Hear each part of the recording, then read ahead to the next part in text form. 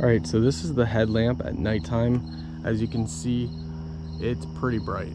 Like even up into the trees, you can see it.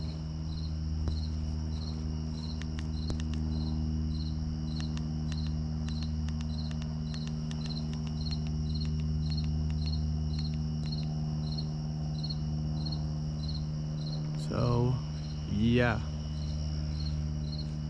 super bright. Hi everyone, so this is the headlamp.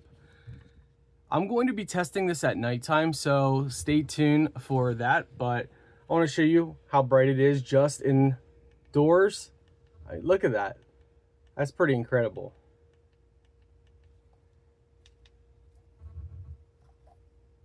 It's pretty incredible, isn't it?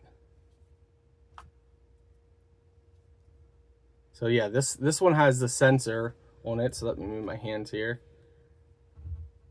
Pretty cool, isn't it?